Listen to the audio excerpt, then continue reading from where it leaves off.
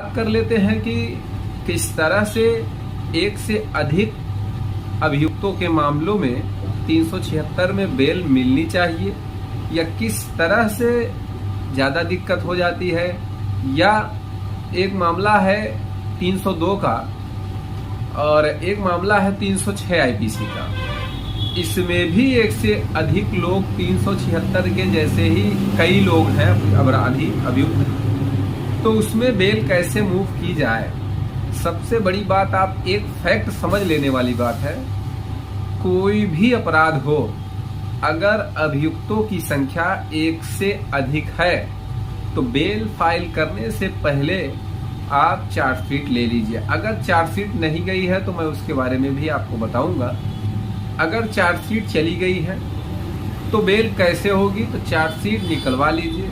सभी अभियुक्तों को ये देख लीजिए कि भाई देखिए, अगर 302 का मुकदमा है, एक से ज्यादा अभियुक्त हैं, तो ऐसा नहीं है कि सब पे 302 का ही लगा होगा, किसी पे 420 भी लगा होगा, किसी पे 323 504 ही लग गया होगा, किसी पे 308 लग गया होगा। मतलब ये कि वो चार्जशीट बताएगी कि किस पे कौन सा अपराध बन रहा है।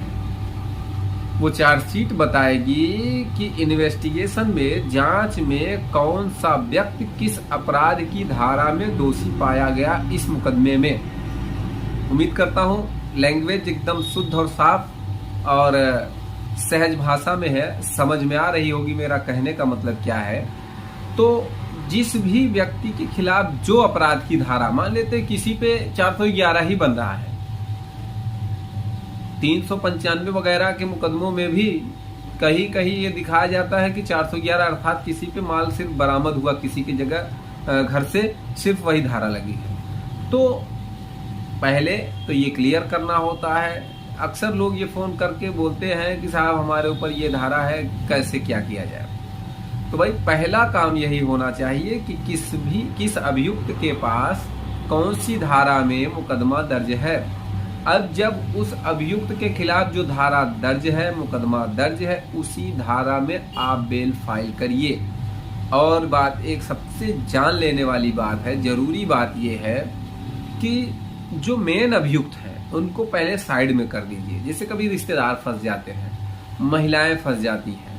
भाई अपराध किया है तो मैं उसकी बात नहीं कर रहा हूं, लेकिन अगर गलती से या ईवो की गलती से, भाई सब गलती कोई करता नहीं है, कभी कभी अपने से भी हो जाती है, कुछ जानबूझ के भी हो जाती है। बहुत ईमानदार आईओ भी होते हैं, पैसे लेकर भी काम करने वाले होते हैं, तो इस पे मैं टीका नहीं करना चाह रहा हूँ। तो क्या है कि सबसे बड़ी बात यही है कि पहले आप देखिए किस व्यक्ति के खिलाफ कौन सा अपराध बन रहा है, और पहले जो सबसे निचले स्तर का अपराध है, सबसे कम सजा वाला अपराध है, जो साइड का व्यक्ति है, पहले उसकी बेल फाइल करिए। उसकी बेल फाइल करने के बाद फिर लास्ट में सबसे मेन अभियुक्त की बेल फाइल करवाइए।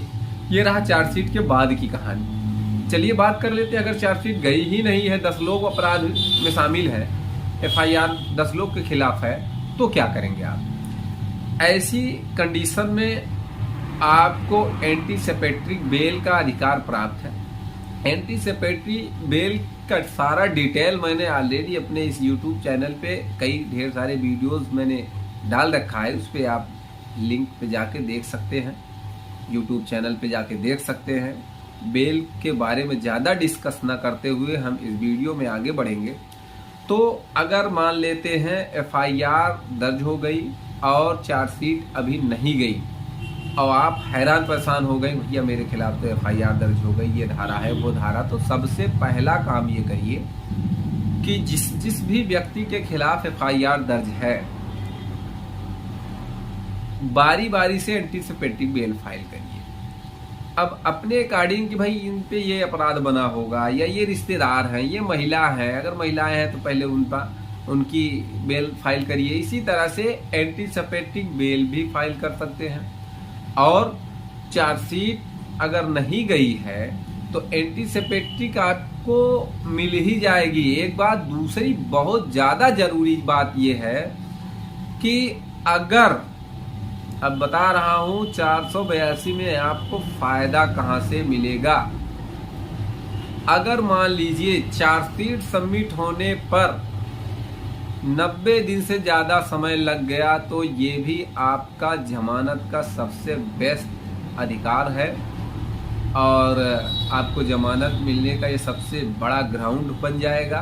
और कहीं कहीं तो एफआईआर से आपका नाम क्वैश कर देने, हटा देने, रद्द कर देने या निरस्त कर देने का ऑर्डर भी पास हो जाता है। तो कहने का ये मतलब है किसी भी मुकदमे में हैरान परेशान होने की ज़रूरत नहीं है, घबराने की ज़रूरत नहीं है। अगर किसी भी समस्या का समाधान आपको नहीं मिल पा रहा है तो हमारे दिए गए नंबर पे फ्री में फ़ोन कर सकते हैं। कोई चार्ज नहीं लिया जाता है, कोई डिस्कशन का किसी भी प्रकार का कोई चार्ज नहीं लिया जाता है। राय मशवरे के नाम पे आपसे ठगी नहीं की जाती है। 1 रुपये भी आपको शुल्क नहीं जमा करना पड़ेगा।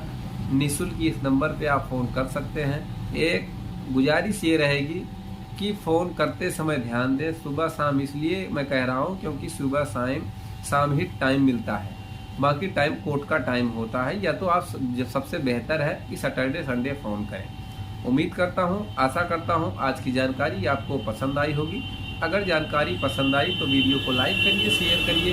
यूट्यूब चैनल HP 72 कानून प्रयागराज को जरूर सब्सक्राइब करिए।